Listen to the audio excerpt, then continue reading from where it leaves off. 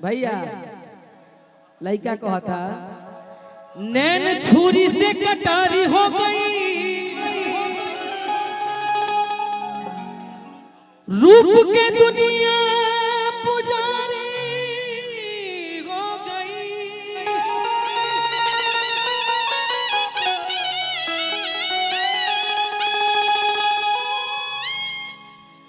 और केहू नजरिया में आके जब बसिए जाए,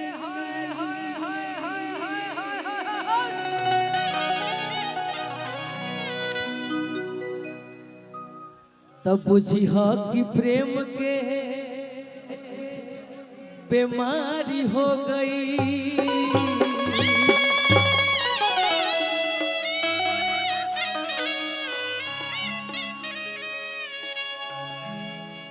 मैं अपनी डिम्पल जी के लिए कहता हूं, कहां पे तकीन देगा और कनवा के बलिया रे ललिया। कुछ बोलूंगा? एक और माइक दे दीजिए भैया, एक माइक दो, एक माइक और दीजिए।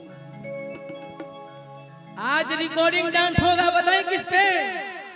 आपके प्यार में हम संवरने लगे, अरे अरे अरे इस कदर आपसे हमको मोहब्बत हुई।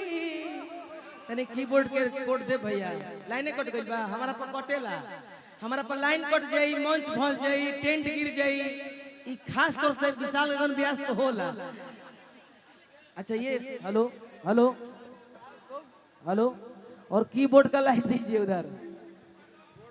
हेलो, अभी तक गरम होता नहीं यार, तू अभी ठंडावे लगला हमारा। बताओ, बुलेट धीरे धीरे गर्म हो जाला। इसका आवाज खोलो इसका। हेलो, और बढ़ाइए। Hello hello.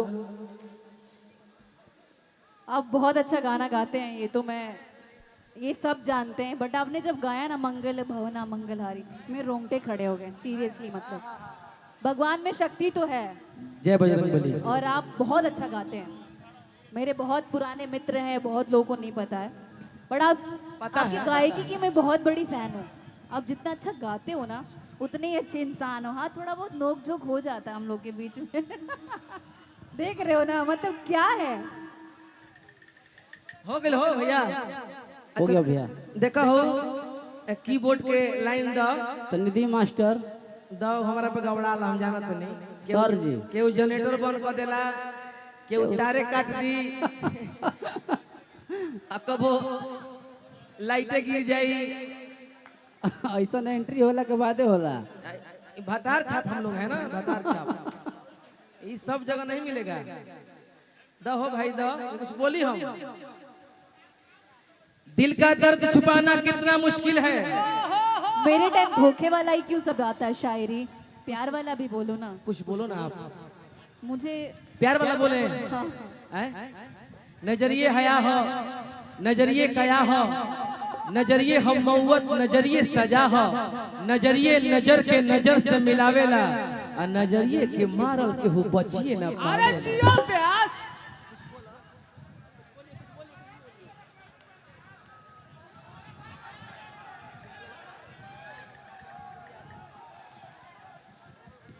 देखिए, ये आप ही का है। प्यार किया बदनाम हो गए, प्यार किया बदनाम हो गए, चर्चे हमारे सरेआम हो गए, और जालिम ने दिल उस वक्त तोड़ा जिस वक्त हम इसके प्यार के गुलाम हो गए। आप जिसका नाम ले रहे हैं ना, ऐसा कुछ है नहीं।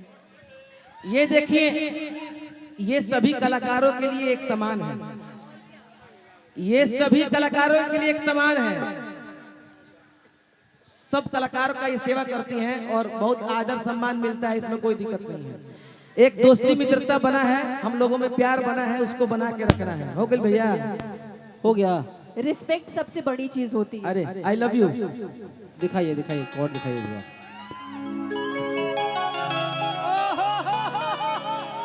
हर कहबू तकीन देह कानवा के बोली रे लौली। भाव में एकदम हिला के मार देता है माइक हल्का हल्का माइक धर लीजिए। कहबे तकीन देह कानवा के बोलिया रे लौली। तो मिले आ जई ह गली काहे से करत रहो। तो मिले आ जई ह गलिया अरे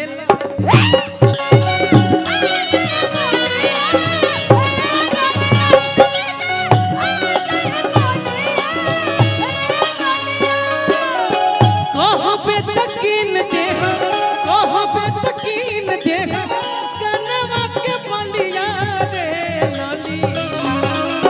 कहबे तकीन देह कनवा के बलिया रे ललिया।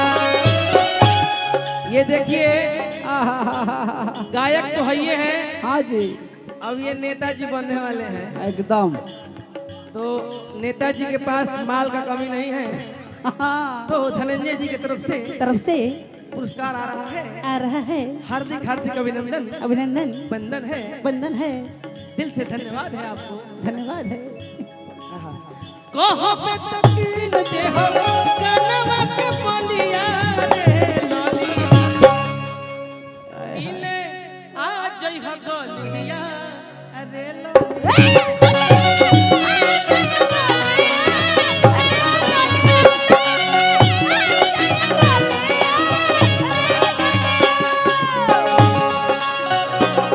मुझे आता नहीं तेरे सिवा कोई, मुझे भाता नहीं है कहीं मुझे प्यार हुआ नहीं है,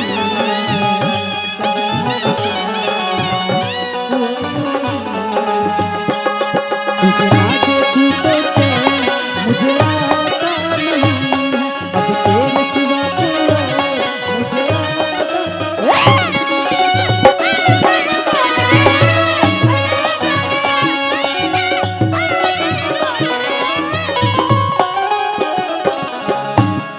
क्षेत्र संख्या 2 से जिला परिषद हमारे धनंजय भाई के तरफ से बहुत पुरस्कार मिलल।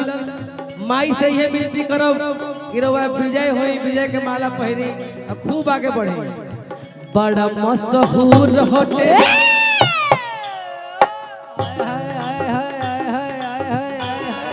एगो मुर्गी के भाव मुर्गी। तनी मंच पर शांति बनाई सके, मंच पर शांति बनाई सके। हम मार देते हैं तो कुछ करना नहीं है। देखिए डिम्पल जी देखिए। अरे तुम तो मुर्गी वाले के साथ रही हो यार। क्या जी? मुझे भी उसका नाम जानना है। आखिर वो शख्स कौन सा है? नहीं जानती हो? नहीं जानती हो? क्या हो? ये पब्लिक है, सब जानती है। पब्लिक है, सब जानती है। कुछ करना है पागल। देखो बड़ा मशहूर आवे दो जाए दो आवे दो जाए दो आवे दो जाए दो आवे दो जाए दो।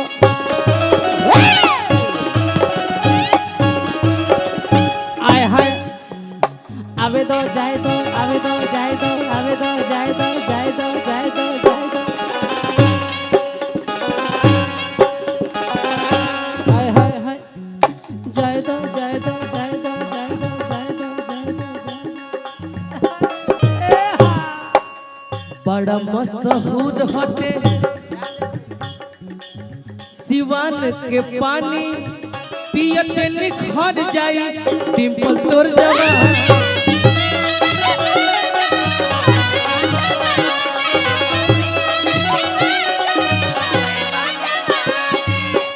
हमारे गार्जियन जिनके माध्यम से हमने के ए मंच पे उपस्थित बने जा राजीव भैया, आपको दिल से बहुत बहुत धन्यवाद। आपने हम जैसे कलाकारों को कुछ गाने सुनाने का कोडरा में मौका दिया, इसके लिए बहुत बहुत धन्यवाद। गंगा जी में जब तक की पानी रखे भैया तनी आ जाइए। डिम्पल जी, राजीव भैया, इन्हीं के माध्यम से एक कार्यक्रम हो रहा है।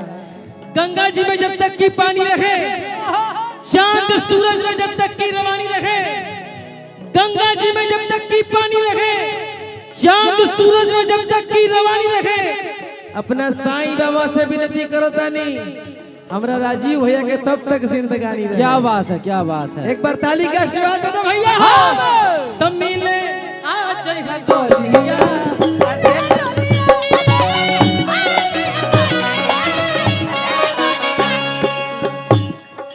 दिल का आना